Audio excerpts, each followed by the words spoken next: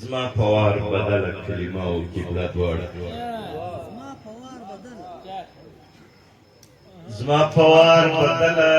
کلمه او قبله دواړه کړي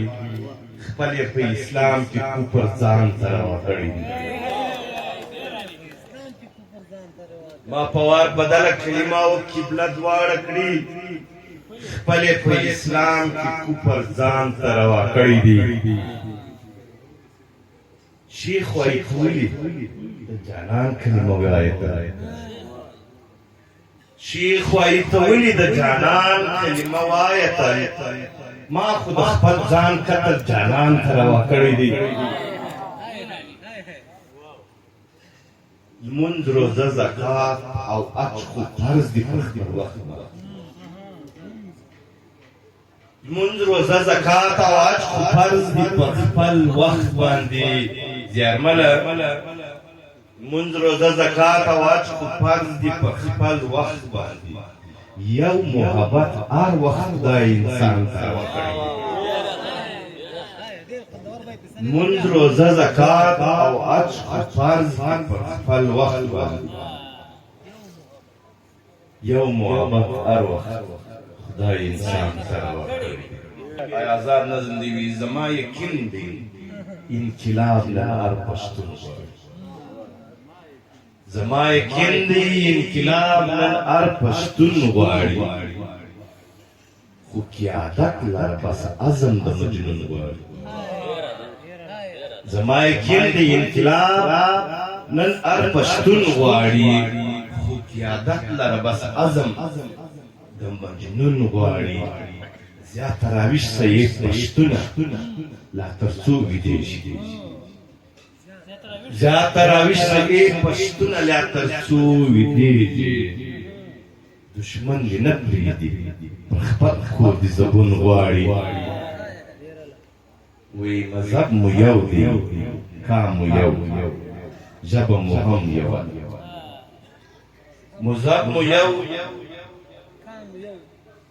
دی کام یو ژبه مې هم یوه ده بیا پردي خلک زموږ ترمنځ څنګه بېلتون غواړي مذهب مو یو دی کام یو ژبه مې هم یوه ده بیا پردي خلک زموږ ترمنځ څنګه بېلتون غواړي د مجرم صاحب او زرمتي صاحب په اجازه سړی لږ وخت شو لکه ولکه په مخ کې چې ما به درته څه ویل یو آزاد نظم وی یا غلام صاحب اغیست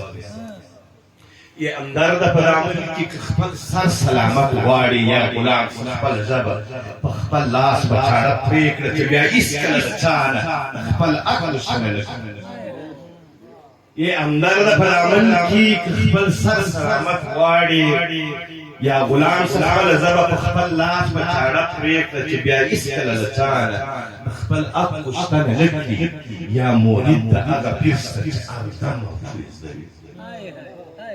یا مرید د هغه پیر څخه چې اردم او چوی زده وي په ساحت کې څوک رنځور څوک صحتمن کړي په ساحت کې څوک باچا څوک فقیرجن کړي په ساحت کې څوک رنځور څوک صحتمن کړي په ساحت کې څوک باچا څوک فقیرجن کړي په ساحت کې دشمن دوست او دوست دشمن کړي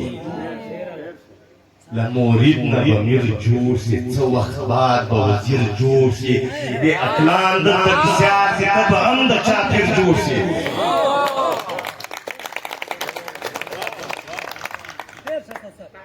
له مرید نه به میر جوړ سي څه وخت بعد به وزیر جوړ سي بې عقلان دلته بېسیار دي ته به هم د چا پیر جوړ سي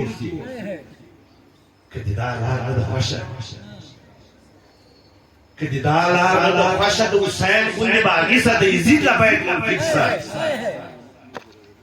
که دې دا لار نه ده خوښه د حسین غوندې به هغې سه د یزید له باید منکر سه د سقراط غوندې زار وڅکه مقابل د زندګي سه باچا خان غوندې بیداره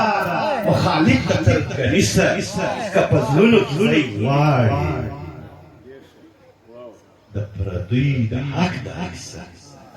که په زړونو کې ځای غواړي د پردیو د یو جهان مننه